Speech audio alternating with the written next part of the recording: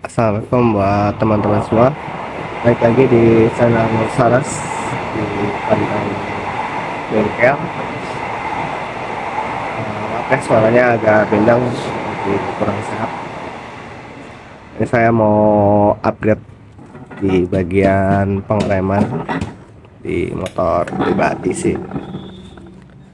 Jadi kalau saya kebiasaannya sebelum upgrade di bagian tampilan ataupun mesin, sebelumnya pasti upgrade di bagian pengereman karena cukup penting ya. Yang awal mulanya dari pertama punya motor, ini upgrade di bagian disk, dibikin lebih besar lagi dari sumbu awalnya yang tadinya 220 jadi 260, biar pengeremannya sedikit lebih gigit ya. Nah, ini mau servis aja, servis bagian pengereman, ganti kampas rem sekaligus. Ini barangnya mas sebenarnya udah ada, cuman baru sempat masangnya kali ini. Bahannya di sini ada, ini selang rem kita percayain ke KTC. Ini saya nggak di endorse ya, cuma kita percayain untuk pengereman di bagian selangnya kita percayain KTC. Dan ini mohon maaf untuk bagian kampasnya kita pakai lokal aja, lokal pride ya. Mudah-mudahan sih bagus kampasnya.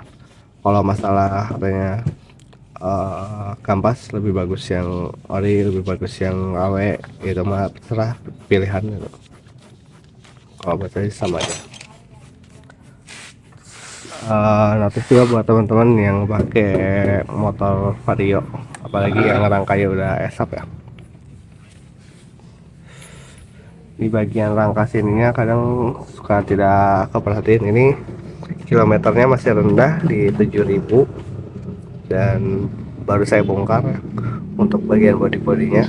Nih biasanya di bagian ini yang mana micropos, nah mumpung dibuka jadi kalau teman-teman sekalian bersihin. Tapi ini mah umum aja ya, yang terutama yang pakai rangkanya esaf itu. Jadi sebelum kita ganti kampasnya, kita ganti dulu di bagian selang remnya ya. Selang remnya ini saya pakai ukuran yang 90 cm, yang nggak terlalu panjang dan nggak terlalu pendek juga. Ini universal ya, buat motor apa aja masuk. Dan ini saya masih pakai metode kombi brake ya. Kombi brake nya nggak saya matiin, dan banyak teman-teman juga yang bilang kombi brake itu nggak enak, tapi ya sama saya pakai aman-aman aja, enak-enak aja ya. Kita coba ganti di bagian selang rem ya, nanti saya jelasin kelebihan sama kekurangannya. Oke, seperti itu. Terima kasih. Oke teman-teman, untuk selang remnya sudah terpasang ya. Nih untuk selang rem KTC nya, karena bawaan selang rem KTC ini cuma dapat satu karet ya, dan bracketnya kita pakai bracket bawaan selang rem awal, dan kan di sini nggak dapat karet lagi nih. Nah, kita pakai yang standar yang di sini. Tinggal dibelah aja kan, di lem ya, tinggal belah aja. Terus teman-teman pindahin nih selang remnya ke sini dan pakai bracket yang standar lagi juga, biar ininya nggak lari kemana-mana gitu. Jadi si selang remnya diem. Dan bleedingnya nih mohon maaf nggak tervideo karena saya nggak ada tripod dan nggak ada yang ini juga. Jadi kalau saya pastiin semua komponen pengeremannya normal ya, kayak misalkan masternya normal, kalipernya normal. Jadi kita cuman ganti selang aja. Ini posisi ditutup dulu, tutup dulu, atau teman-teman mau isi dulu penuhin, ini buka boleh dipenuhin dulu, terus tutup lagi rapat, tutup rapat. Ini baut ini buka, baut itu buka, dan diluruskan lagi selang rem yang mau dipasangnya, dan biar cepat. Kalau saya biasanya ini buka dalaman master remnya, saya buka terlebih dahulu, terus saya tonjok pakai obeng atau kunci T. Jadi dari sini kalian tonjok ke dalam terus, posisinya dibuka ya, master remnya ditarik dulu keluar. Ini dibuka nih, handle dibuka dulu, jadi langsung tonjok dari dalam. Biasanya nggak sampai 5 menit itu remnya langsung adan. Ini kayak gini cepet ya, aman, dan pakem juga udah mulai adan. Nah setelah itu baru kayak minyak remnya disesuaikan lagi kan tadi, karena ini dibuka pasti ada selang rem yang turun atau jatuh gitu. Makanya nanti diisi lagi pakai minyak rem yang baru. Dan kalau posisinya teman-teman udah lama gitu ya, minyak remnya mendingan dikuras aja, diganti baru. Oke, ini seperti itu untuk remnya udah aman, dan penyesuaian pasti butuh penyesuaian ya, nggak bakal looksnya mungkin kayak standar nih. Biar lebih manis lagi biasanya diganti nih bracket ini oke, yang aftermarket bisa dari ARM atau dari merek apapun. Jadi ini tinggal dikencengin aja nih biar gak lari. Terus kelebihannya ya, teman-teman pakai selang rem model karbon gini, dan saya rekomendasiin kalau untuk selang rem pakai mereknya yang udah cukup terkenal ya, jangan yang aba-aba, karena dia biasanya nggak tahan panas dan suka, ini kan benda bergerak juga ya, ngikut ini kegesek-gesek gitu. Tapi semangat saya kalau merek kayak KTC, TDR itu bagus lah, aman. Kelebihannya ya pengeremannya lebih pakem, karena selang rem ini sempit ya, jadi aliran minyak rem menuju kalipernya lebih cepat.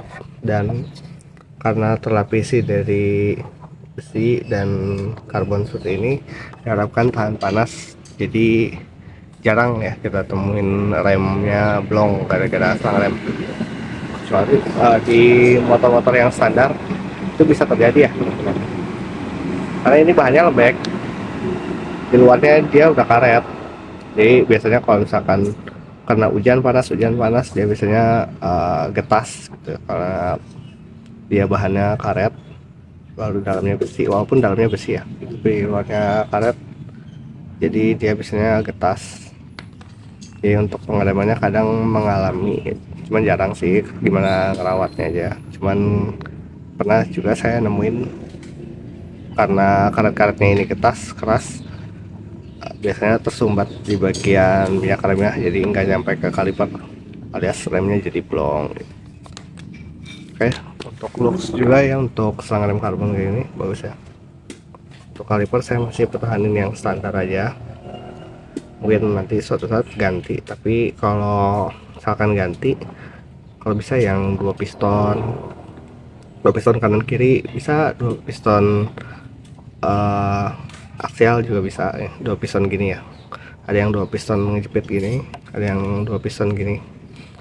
Kalau misalkan upgrade cuman karena merek tertentunya aja, tapi pistonnya satu ya, saya rasa kurang ya, kurang gigit untuk pengeremannya. Jadi sama aja, cuman dapat mereknya doang. Oke, kita coba lihat kampasnya ya. Oh, sebelum tadi ya yang bleeding nih, ini kendorin dulu nih buat ini, jadi biar pistonnya nekannya nggak ada beban, tapi jangan lupa dikencangin lagi. Itu coba kita lihat untuk kampasnya, kondisinya kayak apa. Untuk kalipernya sudah dibuka dan sudah dibersihkan juga ya.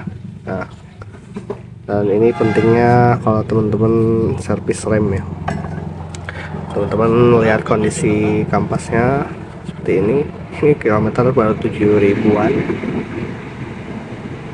dan sudah tipis ya, jangan ambil resiko, dengan kita ganti aja.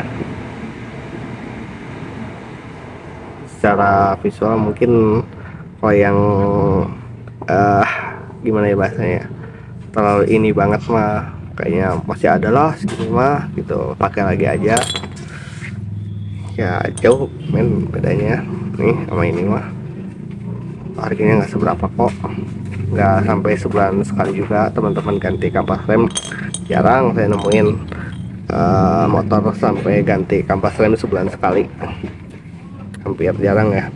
Kalau teman-teman ngikut kilometer biasanya per 10.000, ini 7.000 aja masih udah tipis lagi ngikutin kilometer ya. Makanya tujuan rutinnya servis itu seperti itu. Selain melihat ngecek kondisi kendaraan, juga cek-cek bagian part lainnya yang kira-kira mau rusak atau mau diganti, jadi teman-teman punya spare sebelum dilakukan pergantian seperti itu.